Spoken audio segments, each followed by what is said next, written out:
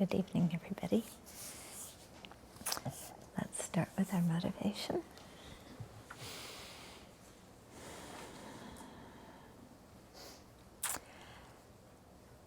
And it takes a lot of merit to be born as a human being. We have to keep very good ethical conduct just to have the merit to receive an upper rebirth. And then to have everything, all the material wherewithal that we need to be able to survive, comes from the practice of generosity in the past. And yet we look around and there's many people who have a human life, who have enough to eat and drink and so on. And yet there's no interest in the Dharma. Their minds are just completely absorbed by the appearances of this life and attachment to the happiness of this life. No thought of death or what happens after death.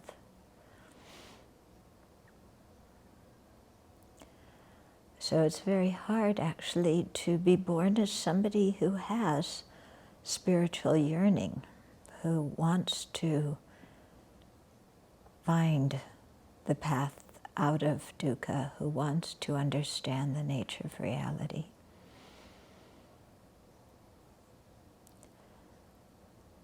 And even if we have that yearning, it's very difficult to find teachers who will teach us. We look around and, there's lots of religious teachers, but how many of them teach the path out of samsara?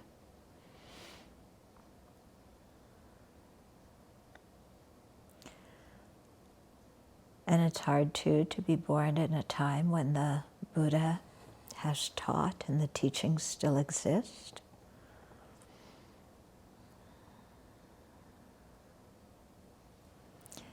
And then even if that's there, we have a human life, we have the material wherewithal, we have spiritual yearning, the teachers exist. To get ourselves to the teachers, to actually get there, to make our spiritual practice very high on our priority list. That too is quite difficult. There's so many things pulling at us here and there. So when we have the chance to learn the Dharma, we should really take that chance, take that opportunity and pay attention well, and really recall in our mind that we're doing this for the benefit of all sentient beings,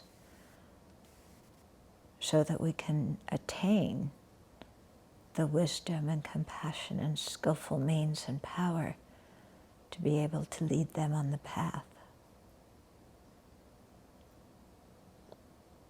So let's make that our motivation today.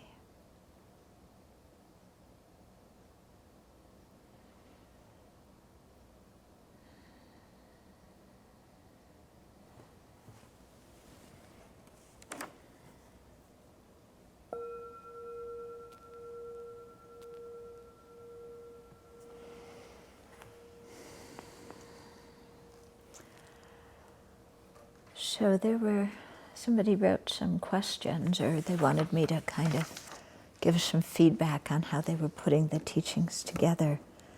So I thought I'd start with those. Okay, so somebody is asking about the analogy of the snake and the rope. Okay, so where does the conventional person fit in? Okay.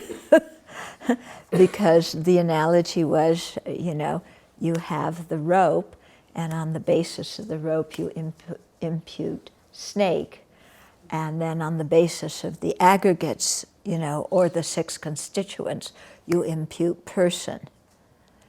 Yeah. So the example is done in that way to emphasize the process of imputation or designation. That when you look on that coiled thing in the corner, when the light is on, there is absolutely no snake there. Totally no snake.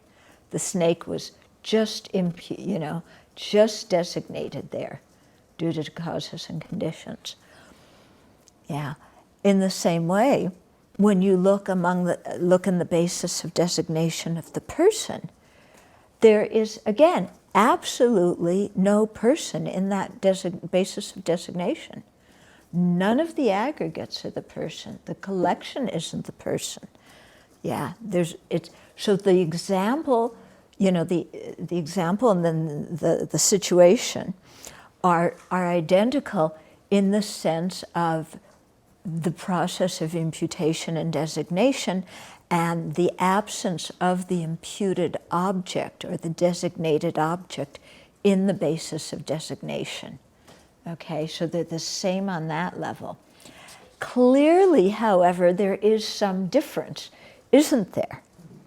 Yeah, because you may have imputed snake on a rope, but the rope cannot function as a snake.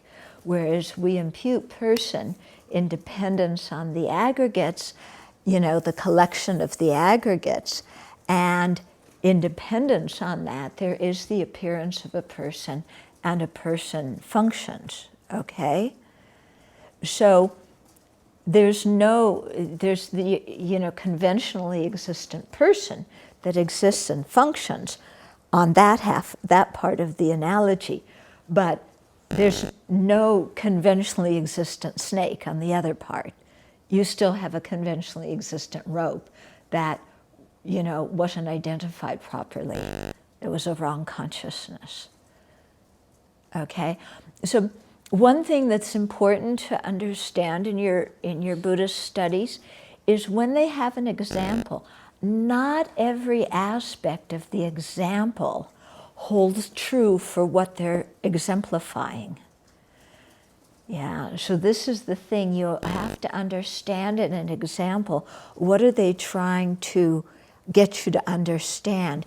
And look for that in the example, but not assume that everything in the example is going to fit what they're explaining to you. Okay? We tend to do that and think, well, it should be exactly alike in all the aspects, but no. Yeah? So I'm warning you because I've gotten quite tangled up on that before. Yeah? So this is a good example of where that doesn't hold true. Okay? Then, somebody's saying that they believe that Jeffrey said that all tenet schools agree that the person cannot be found. The problem is how to posit the production of conventionalities to avoid falling into nihilism. That's not exactly it, okay? All tenet schools negate a certain type of person, but their object of negation is there differences, For the lower schools regarding the person, the object of negation, the course object, is a permanent, partless, independent person, and their subtle object of negation is a self-sufficient, substantially existent person. However, for the prasangikas, the gross object of the selflessness of person is the self-sufficient, substantially existent person, and the subtle object is the inherently existent person. Okay? So it isn't that all the tenet systems are trying to figure out how to produce conventionalities, because not all conventionalities are products. Yeah, there's permanent things that are conventionalities. They're not products. Okay. Only impermanent things are products. So all the schools, talk about the two extremes. How they describe the two extremes is different, yeah? And according to what they assert as either a selflessness of person or a selflessness of phenomena, they have different ways of saying how they avoid the extreme of absolutism and how they avoid the extreme of nihilism. So they all have different ideas about how their own tenet system strikes the perfect balance of the middle way. But of course, they don't all agree about that because they have different assertions.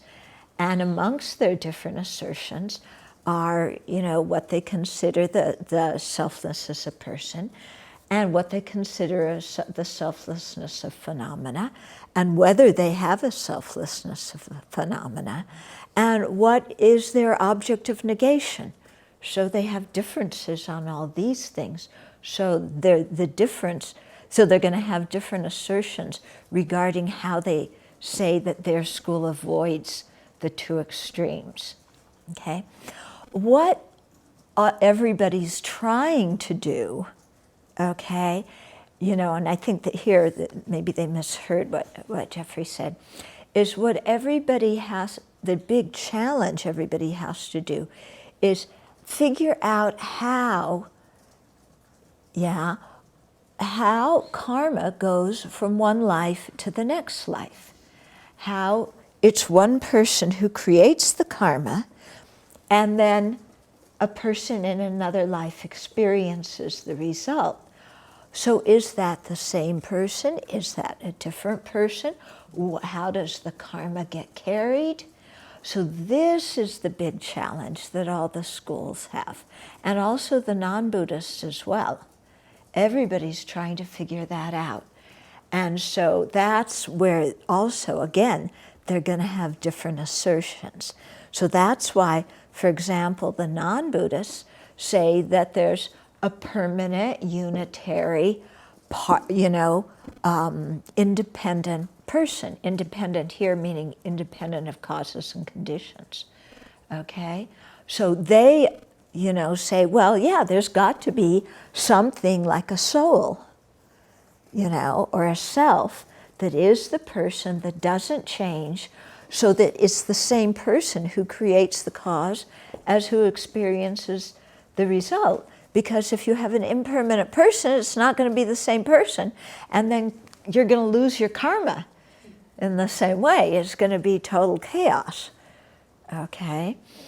So that's why they assert that. Then you get like the Vaibhasikas and Satantrikas who say, it's okay, we can assert a person that is permanent and that depends on causes and conditions and that isn't unitary.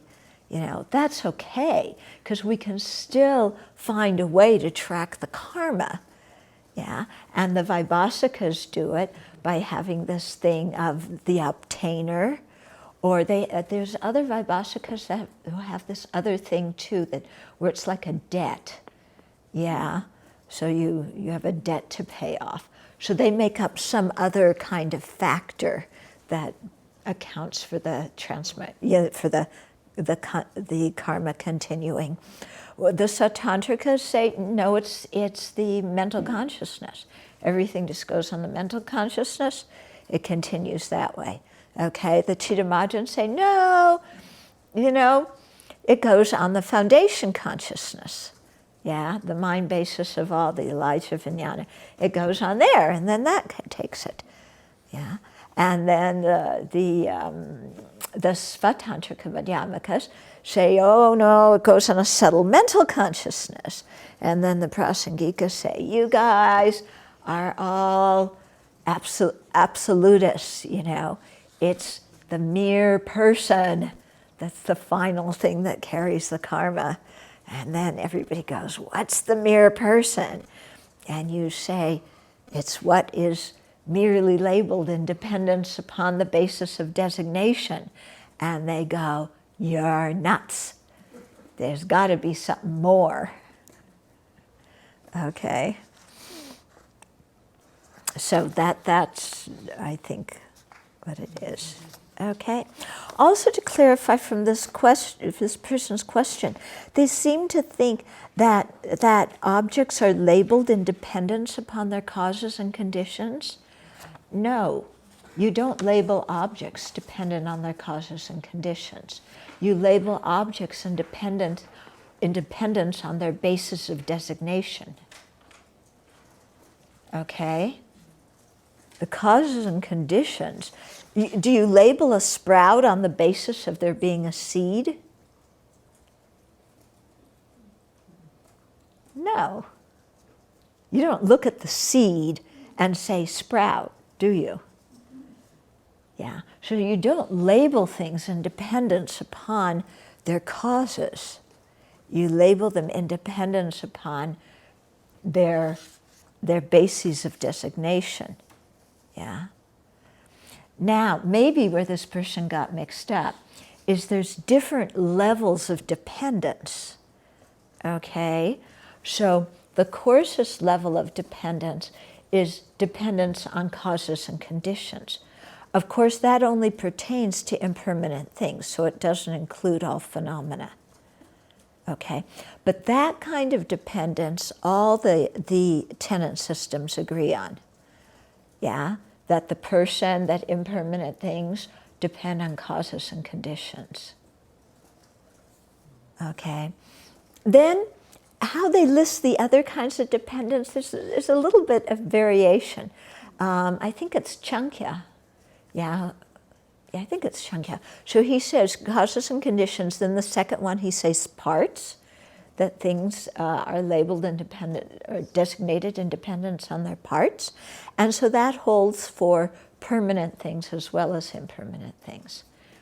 Yeah, and that's a little bit more subtle than just, things depend. I'm sorry, I'm not talking about labeling there. Things depend on their parts, not labeled depend on their parts.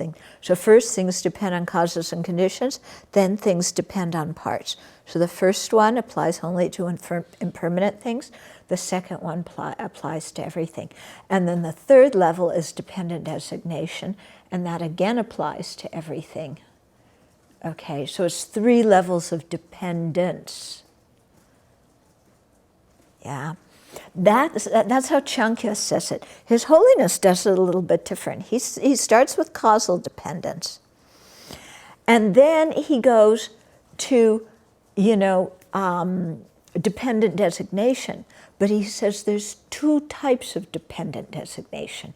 One is mutual dependence, and one is dependence on the basis of being designated on the basis of designation.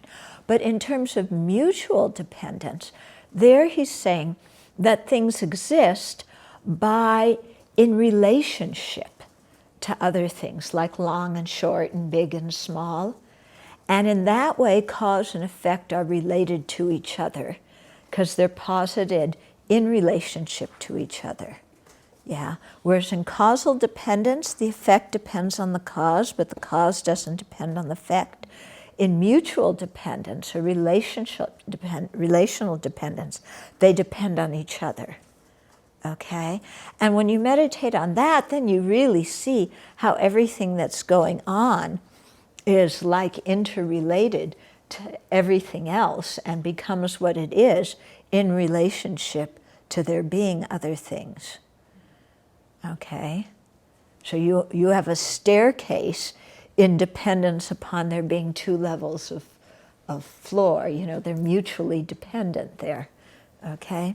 So he talks about a mutual dependence and then dependence on being merely designated by term and concept, or by, being conceptually fabricated, or however you want to describe it, okay? So that's another type of dependence. Okay? So in this section, we're talking about the relationship between an object and its attributes, or its properties or characteristics or whatever you want to talk about. And specifically, we're talking about the attributes of arising, abiding, and ceasing. Okay? So in 354, it says, just as there is no production of that as the thing it is, neither is it produced as something else. Okay? So, somebody says, milk turning into curd constitutes arising. Okay? And Aryadeva says that's incorrect. Yeah, because the first two lines say, just as there is no production of that as the thing it is, meaning that once there's a thing, that thing doesn't need to be produced again. Okay, so in this example, the milk, something that's milk doesn't need to become milk. Okay, so there's no arising of milk becoming milk. Yeah. Then it says, neither is it produced as something else. Okay, so that's the third and fourth lines. So nor does that milk arise as something else, for example, curd, because the two are different entities. So remember, in the context of inherent existence, everything exists by way of its own entity. So that means the entity, the milk has one entity that's inherently existent, curd has another entity that's inherently existent. So milk cannot produce curd, okay? Because if you have an inherent entity, it can't change into anything else, okay? So there's no need for milk to produce milk, and it can't produce curd, okay? Because the curd is an inherently different entity from the milk. Okay? Okay. Then 355, the first, immediate, and last are not possible prior to production. How can each begin without the other two? Okay, so here again we're looking at no inherent arising. Arising and production meaning the same thing here. Okay, so we're refuting it by examining the beginning, middle, and end. Okay, so so somebody says, arising while a thing is being produced, duration while it lasts, and disintegration when it ceases, exists serially, each existing from their own side. Okay, so you have arising, then you have duration, then you have disintegration. Okay, so that's our usual concept of things going, because we're thinking of like a gross object. You know, a person's born, then they abide, and then they die. You know, the sun rises, then it goes across the sky, then it sets, okay? But that isn't considering subtle momentary change, okay? Because on the subtle momentary change, these three are present in each moment. They are happening simultaneously. So you have to listen to the definition of each one of these to see how they can all happen at the same time. So arising is the new production of what didn't exist before. Okay. Duration is the persisting of a previous continuum. And disintegration is a thing's not lasting for a second moment after it arises. Okay, so we're not talking about one thing arising, enduring, and ceasing. We're talking about one moment, and one moment is the production of something new that didn't exist before. It's also the persisting of a previous continuum. So that moment is related to the previous moment. And also, what's ever there in that moment is not going to last another moment longer. Okay, so that's what it means when it says that those three are happening simultaneously. Okay, so those three, how could each at its particular time begin without the other two? Okay, because arising, something new coming in this moment is also dependent on there being a continuation from the previous continuity, and on that thing also not lasting the next moment. Okay, so all those three exist, they all exist depending on each other. Okay, and so a product, an impermanent phenomena, is not possible without any of these characteristics. And it's not possible without one. You can't have something that arises,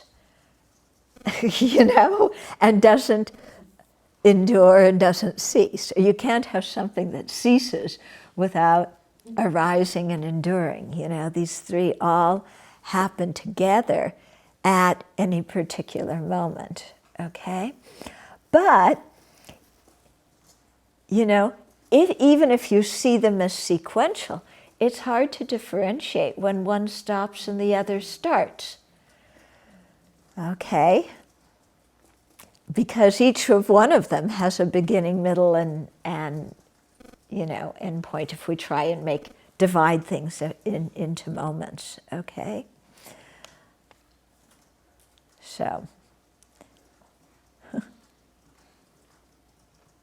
And then it's also interesting, I think, we'll get into this, so I'll wait. So 356, the thing itself does not occur without other things. Thus, there is no coming into existence either from self or from other.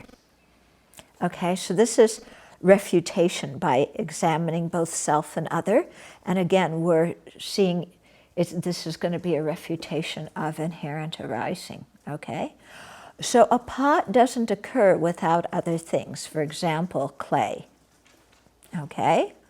So the first two lines say the thing itself does not occur without other things. Okay?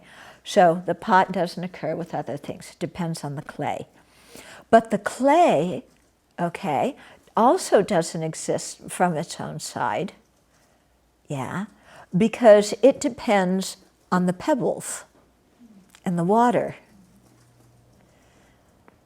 Okay, so remember the other day at BBC when I was going through those Nagarjuna quotes and saying that the person, is not any of the six constituents, even though it depends on them, so therefore the person doesn't exist inherently.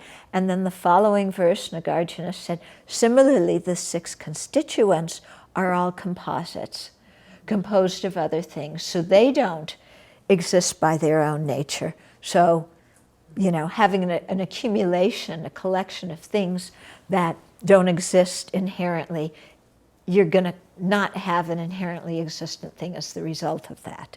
Okay, so it's the same kind of thing that's happening here. The clay doesn't exist from its own side.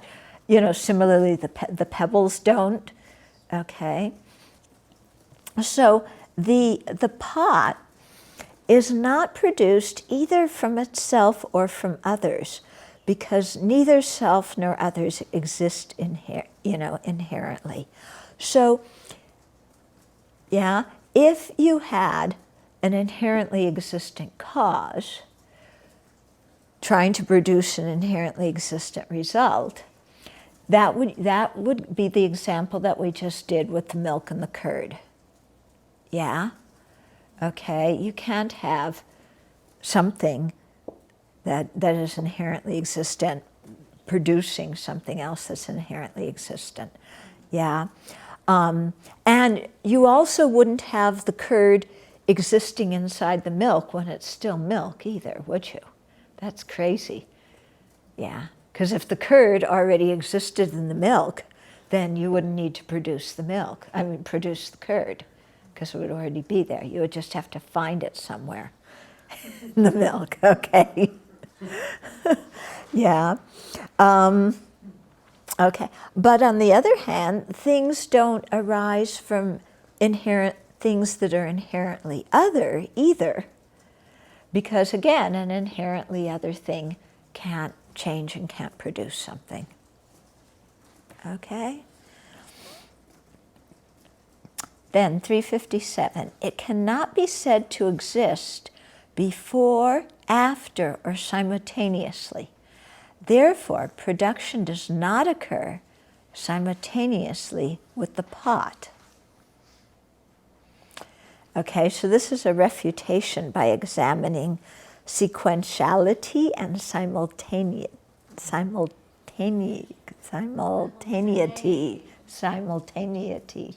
whatever it is. Okay, so arising, abiding, and disintegrating don't exist before, after, or simultaneously with the pot. Okay? So we're talking here in terms of inherent existence. Okay? So therefore, the pot's arising doesn't occur simultaneously with the pot, with both things being inherently existent. Okay? Because, if the pot's arising occurred at the same time as the pot, the pot wouldn't need to arise because it would already be there. Okay? So, so the pot would have to already exist in order for there to be an agent or something that is arising. Yeah. So if it did, the pot, which is called the basis, and that which it is based upon it, which is arising, abiding, and ceasing, these things would all also be coexistent. Yeah. And then it would follow that the pot had been produced, because only an existent thing can have the characteristics, because the characteristics are one nature with the object. Okay? So if abiding, arising, abiding, and ceasing, were coexistent they existed at the same time with the pot, okay, then how could arising already be there because the pot has already arisen? Okay? Yeah. So you might say that the pot has abiding, but if it's going to exist for another moment, you probably wouldn't say it has disintegrating. Okay? Because it must exist even as it is approaching production.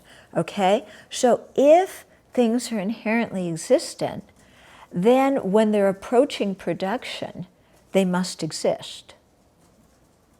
Because remember, inherently existent things have their own nature. So if you talk about the pot approaching production, it's got to be a pot that already exists. Yeah. When we talk about things just as, conventionalities, then we can talk about the pot approaching production, and there doesn't have to be a real pot to point to. Okay? But when we're talking in the context of inherent existence, anything that's inherently existent already has its own entity, it's already there. So the pot would have to exist while it's arising. And that's ridiculous, because it can't, because then it would already be arisen. Okay? Can I ask a question?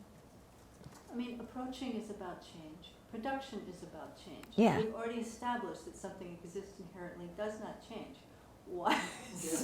Why are we going through this again? Yes. Because we don't really believe it.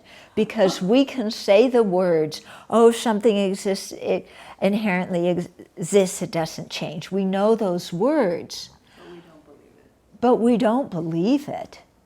We don't even, like when we said, oh yeah, functioning phenomena change. Well, if they change, why are we surprised when people die? Why are we surprised when there's car accidents? Why are we surprised when you drop spaghetti sauce all over the new carpeting? Why are we surprised when our plans don't work out? Why are we surprised when we plan for the day and everything changes? This is talking on the level of gross impermanence. Yeah? We know the words, but, you know, it's not going in. So inherent existence is much more subtle. So that's why we're looking at it from so many different points of view to try and get it through our thick skulls. Okay?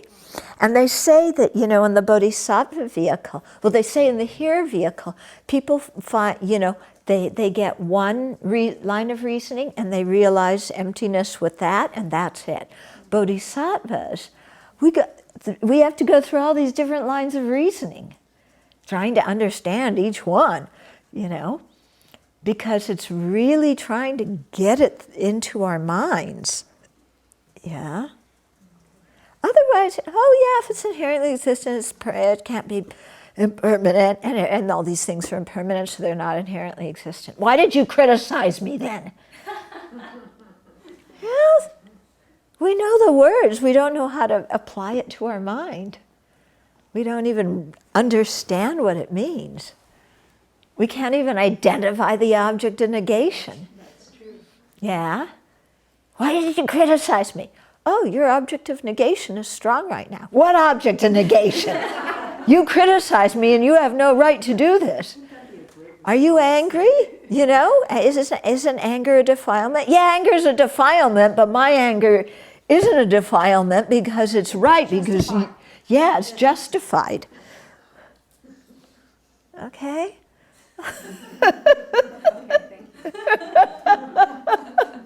Yeah?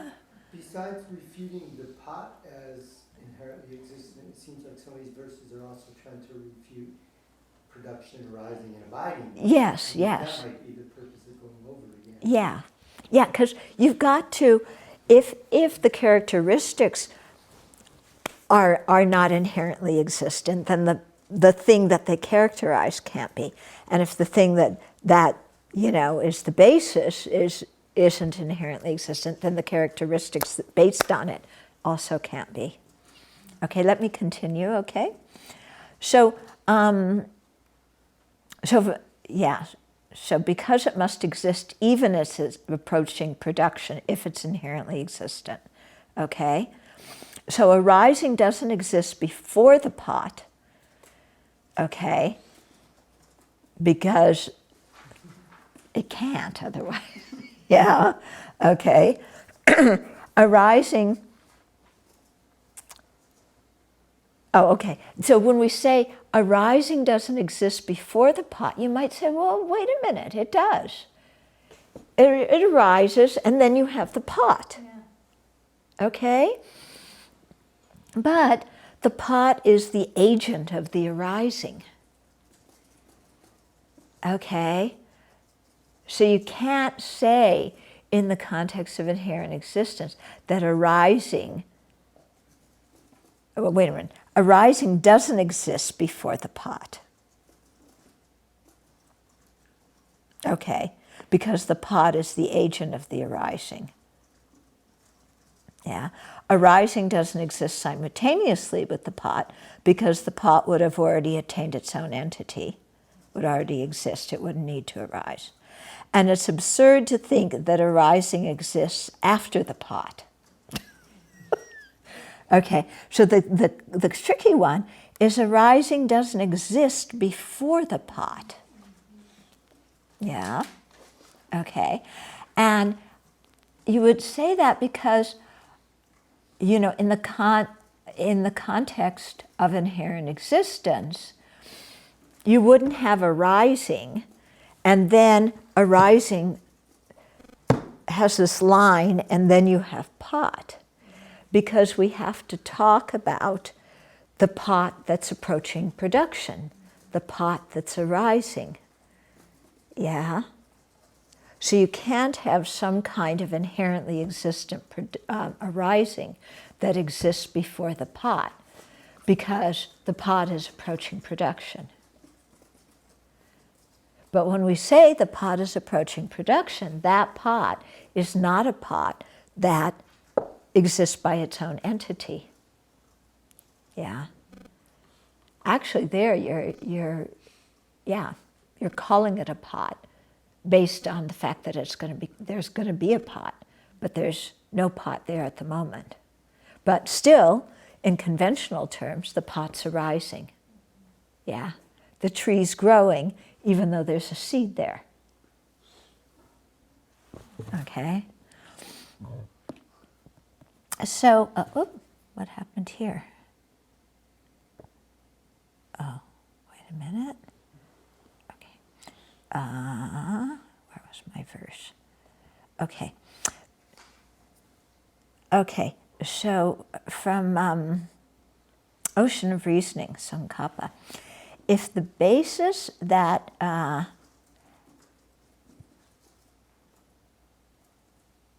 okay, so if the basis, the pot, and that based upon it, arising, abiding, and ceasing, existed ultimately or inherently, they could not change.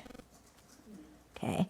Since the activity already always requires a basis, the sprout would have to exist as a basis for the activity of arising, even when it is approaching production.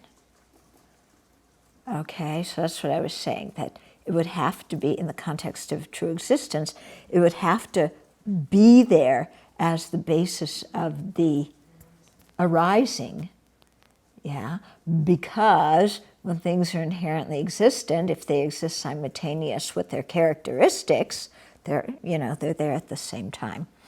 Okay, if that's the case, that the sprout was there during the time that it's arising, then cause and effect would be simultaneous, which is a no-no, okay?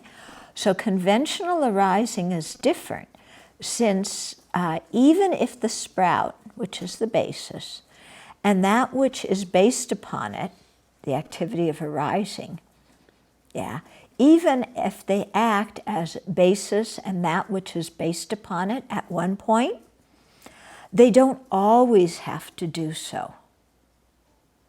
Okay, so before the sprout has arisen,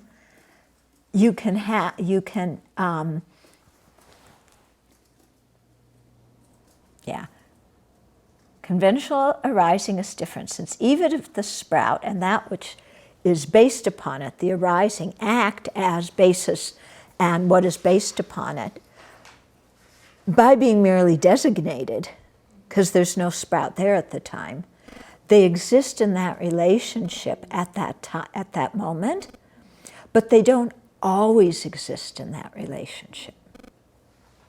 Okay, that's what it's saying. Yeah. So we and others must accept that the cloth to be produced is an agent and the basis, and its arising is an activity that's dependent on it. Okay. Also, while the cloth is approaching production, the agent, which is the cloth, does not exist, but the activity of arising does. Okay.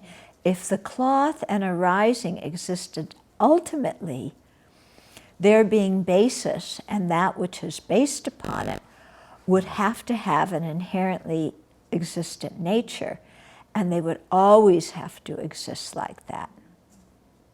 Since the cloth would have to exist at the time it is approaching production, that which is already existent prior to its arising would have to be produced again as a cloth. Okay? You get it? Want me to read it again? Sure. Okay. Okay. So this is Sankappa. If the basis, okay, so we have let's just use cloth, okay? Yeah, so if the base is the cloth, and that based upon it, let's say the arising of the cloth, yeah, if they existed inherently, neither one of them could change. Okay? Since the activity always requires a basis, because you can't have the activity of arising without having a thing that's arising. Okay? So you always have to have the agent and the activity, yeah, at the same time. Yeah. So then the cloth would have to exist as the basis for the activity of arising when it is approaching production. This is in the context of inherent existence, okay? Which would mean that your cloth, what existed at the time that it was arising, yeah, which would mean that it doesn't need to arise. Okay, so that's why we said before that arising doesn't exist before the pot. Arising doesn't exist before the cloth. Because if it did, the object would have to be there already to act as an agent that's doing the activity of arising. Yeah, but if that were so, then you would have the production of something, or the arising of something that had already arisen, and the arising would just continue ad infinitum. Okay? Because then cause and effect would be simultaneous. And never say they're simultaneous. Yeah? Because they can't be, because the cause has to go out of existence for the result to come into existence. Doesn't it? Yeah, they can't, you can't have your cake and eat it too. Yeah. Okay, so conventional arising is different, since even if the cloth, which is the basis, and that which is based upon it arising, act as the basis and that which is based upon it at one point in time, okay, they don't always have to do so. Yeah, and they can do so, in the mode of conventionality, in the mode of being designated. So we and others must accept that the cloth to be produced is an agent and a basis, and its activity, and its arising is an activity that depends on it, even though the cloth isn't there when the arising is happening. Okay? Yeah. Also, while the cloth is approaching production, the agent, the cloth, does not exist, but the activity of arising does. Yeah. Whereas if things inherently existed, the activity and the agent are going to be there at the same time. Okay? So if the cloth and the arising existed ultimately, there being basis and that which is based upon it would have an inherently existent nature, and they would always have to be like that. So even after the cloth is produced, it would still be arising. Yeah? Since the cloth would have to exist at the same time as is approaching production, that which is already existent prior to its arising would have to be produced again as a cloth. Okay? Then, verse 358. So just to clarify what this agent mean here, and why Agent is the thing that is doing the activity. So the cloth is the agent? Yes, that's what I was saying. The cloth is the agent because it's the thing that's arising. Okay. Yeah, the cloth is arising. Yeah, we're talking about a cloth coming into existence. Okay, so what is the agent that this activity is centered around? The cloth. It's not a butterfly. Yeah, so it's the rising of the cloth. So the cloth is the agent that is having the activity of arising. Because we say the cloth is arising, don't we? The sprout is growing.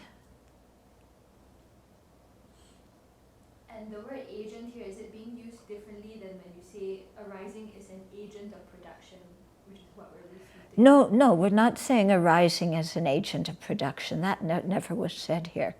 Arising is a quality, or a characteristic that applies to the pot, to the butterfly, to the cloth, to the sprout.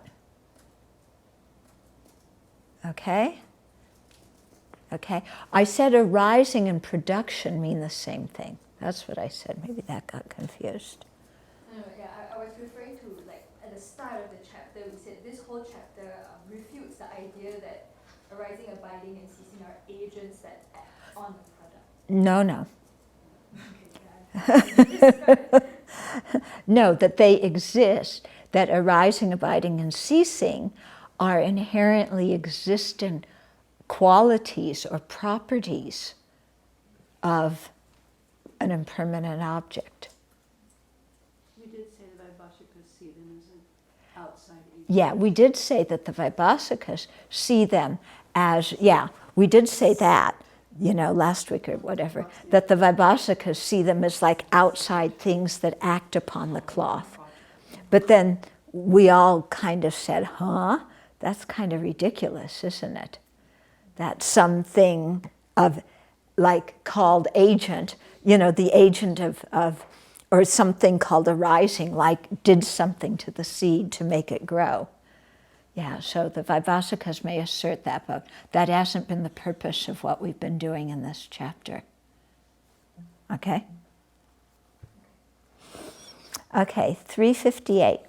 That which was previously produced was not old when first produced. Also, that which afterwards has been constantly produced is not old. Okay, so we're still refuting inherent arising here.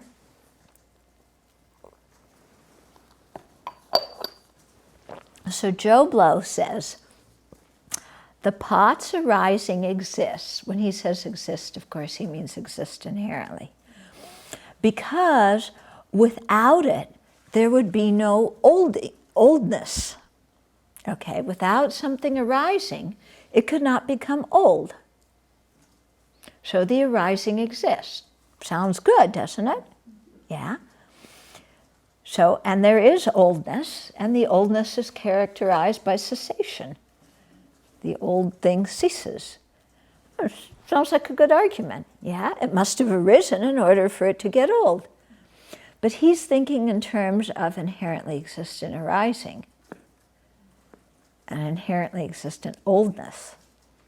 Okay, so we say that's incorrect. Sorry, Joe. The previously produced pot wasn't old when it was first produced. Okay, we'll all agree with that, because it was new at the time.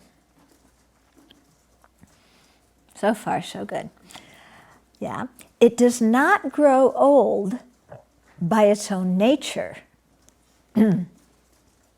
Why not? Because it ages by interacting with other factors. Okay, why does the apple turn brown? Because it's interacting with the oxygen in the air. Okay, it gets old. Why do we get old? because we're interacting with the environment and our skin dries out and blah, blah, blah, and whatever, okay? Yeah? So getting old is a dependent process. It doesn't exist from its own side, independent. So something which is constantly produced, remember we had this thing, constantly produced, if it exists if it exists at the time of its arising, then it's constantly being produced. So something that's constantly produced isn't old, because at each moment it's new. Okay? Since it's newly produced, it won't get old from its own side, because then it would be old from the start also. Okay? So by refuting arising, existing, inherently, oldness existing inherently is also refuted. Okay? Because if it arose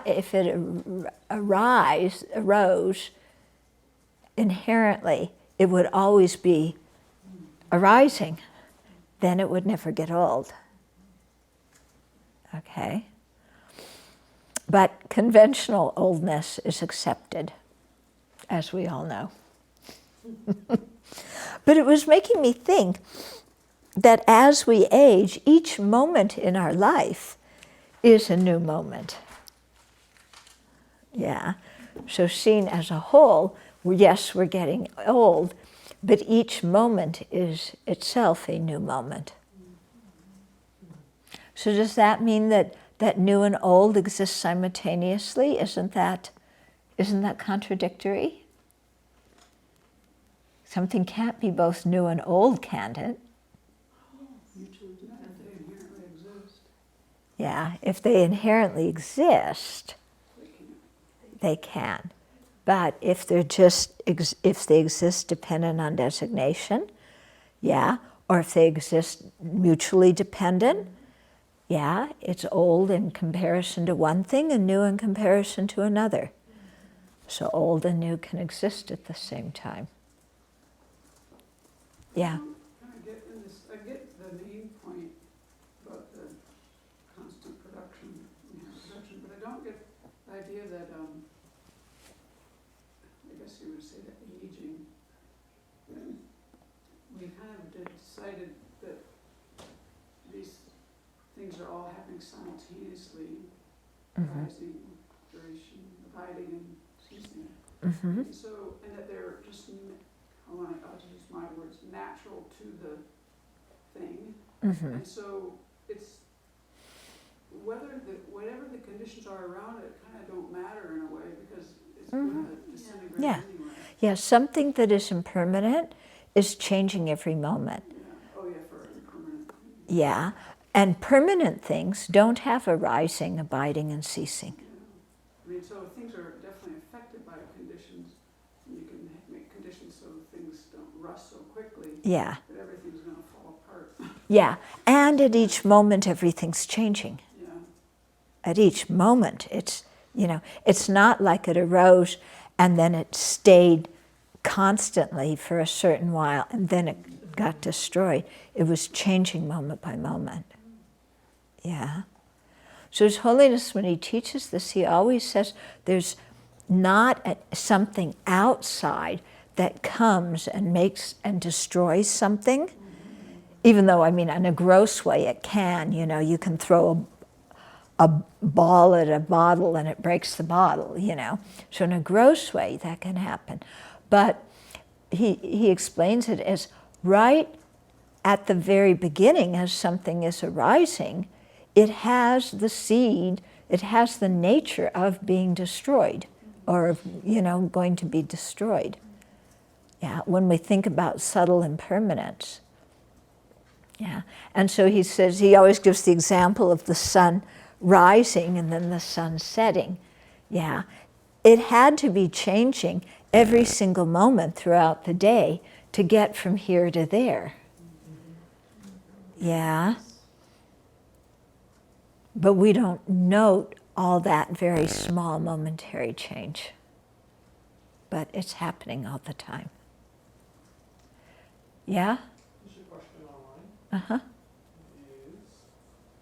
So is this essentially a matter of debate that the pot approaching production is a positive phenomena or an affirming negation? I think the pot approaching production is an affirming negation. Okay? Because, yeah, it's a future object, yeah.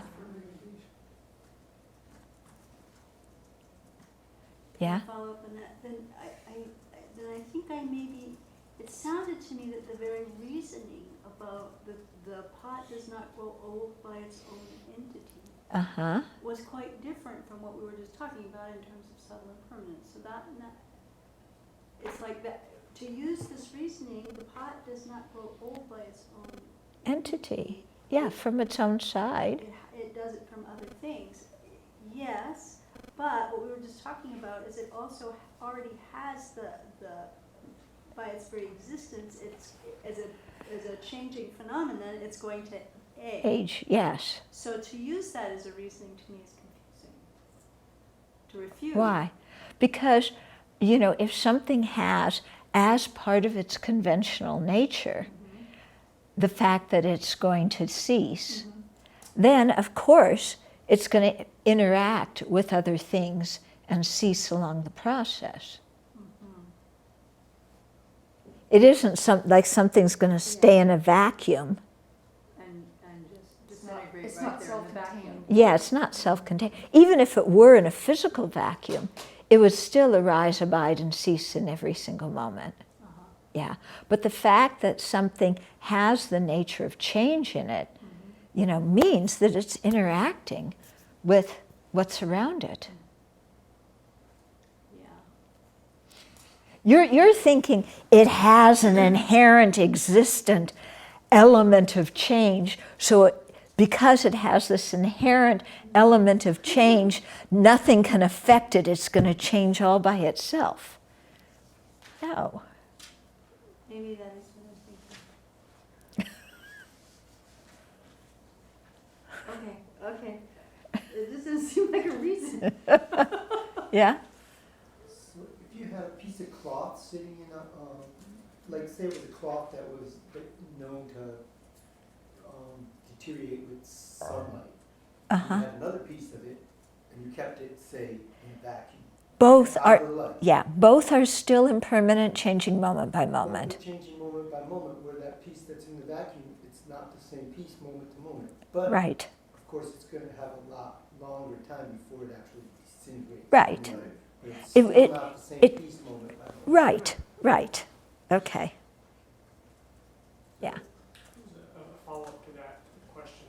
So are the other schools, the lower schools, are they asserting that it's a positive phenomenon and not an affirming negation? No, most of the, like the Sautantrikas, they say that a future object is permanent, or they say it's non-existent.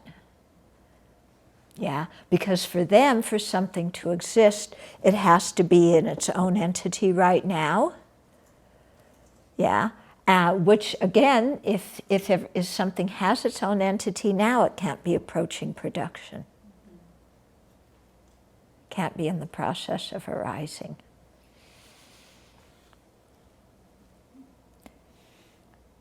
Okay. Yeah, it's after 8 o'clock. Okay, so we finished 358, we're on 359 now? Okay, so maybe we'll stop here then. I do want to finish this at some point. Yeah, that would be good, don't you think? So even the statements to refute inherent existence get really subtle. Even the what? The refutations on inherent, just even to see how inherent existence is perceived is very subtly divided here, you know, just continually. the way that we perceive inherent existence and all of the refutations of that are extremely subtle on how they come at it. Yeah. You know, it's hard to, Yeah. I mean, they're asking us to look at how we think things exist from many different angles and see if they can possibly exist the way we think they do. Yeah? And does this process then help us start to understand more subtle impermanence? It should. but it's really designed to help us to understand emptiness, which is more subtle than subtle impermanence. But yeah, it should help us to think about that.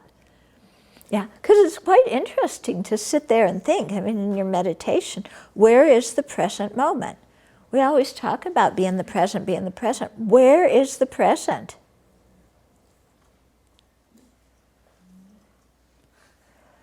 Yeah? inherently right now. Can you?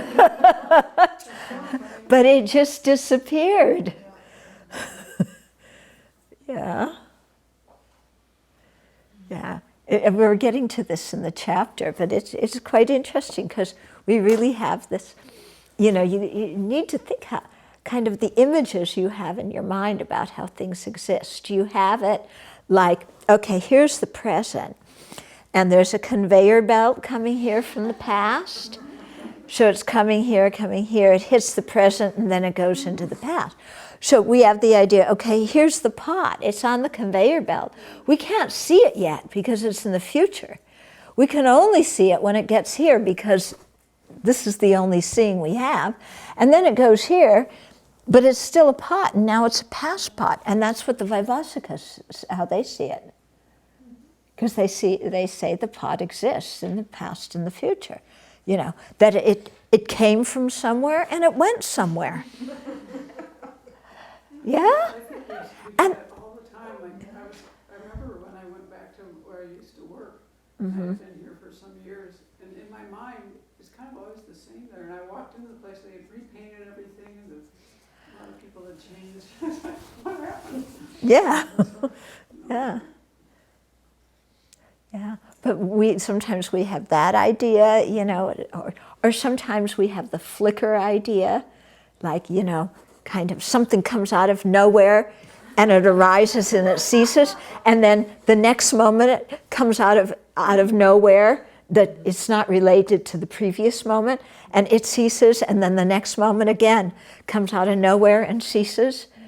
Yeah, so sometimes we think like that, like a movie thing, with different frames. And each frame is a separate thing. So each moment of the thing is something totally different. It's not related causally to the past or the future. Yeah, so sometimes we think like that. But that doesn't work either, does it? It's magic. We tend to see ourselves off the conveyor belt and not in the conveyor belt. Yeah. So to really think about this, where does something come from and where does it go? And then where in the world is it? Because you want to say it's right here, but as soon as you say here, it's in the past. But my mind puts it on the conveyor belt. I just don't, like you said, I just don't see it now, but it's still there. Yeah, it's still there, and it just plunked here, and then I don't see it. Like, wow, Yeah. And then that's the way we get the idea of a time machine. If I can only go fast enough, faster than the conveyor belt, then I can get it in the future, and I might even be able to get it in the past also. Yeah.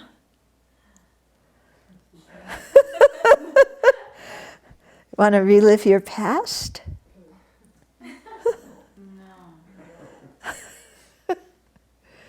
Okay. And when you think about karmic appearance, I mean, on another whole level, that's just sort of as nebulous as this appearance and disappearance of the past, present, and future, but in a more profound way. I mean, that's the Yeah. difference, is how to see Yeah, karmic appearance. when you talk about karmic appearance, then the idea is, how are we creating what we're seeing? Rather than something external just sort of showing up without any cause. Exactly. Yeah. Yeah. And when does it exactly become the thing that it is? Yeah? Yeah. When is the moment you turn 18? Yeah. At midnight. Yeah. Well, what point on midnight? Usually where designation is the only thing that really makes sense. And what happens if it's when you're turning the clock ahead or turning it back? Then what time? That's why you, To turn that's why 18. we have these clock turnings. Yeah.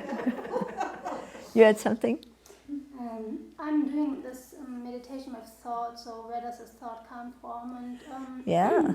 and I think what I realized is that all these thoughts that are coming back again and again, it's a strong habituation, not only from thinking, but also how I'm seeing, perceiving the world since beginning of birth or previous lives.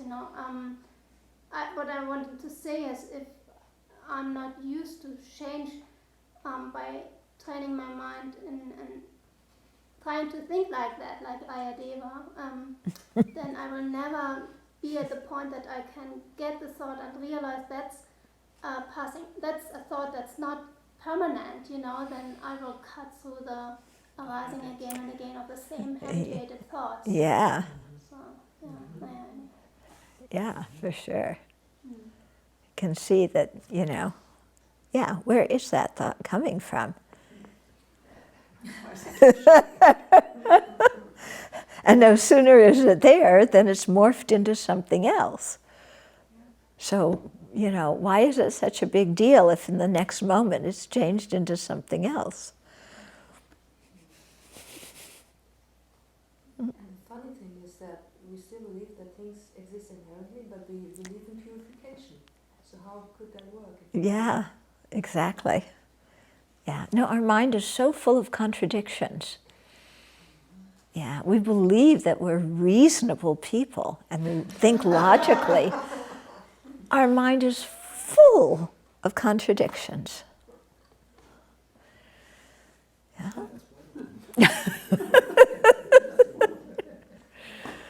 Okay.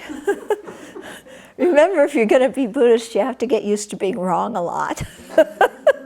Anyway, you're wrong a lot anyway, whether you're Buddhist or not. You just don't know you're wrong.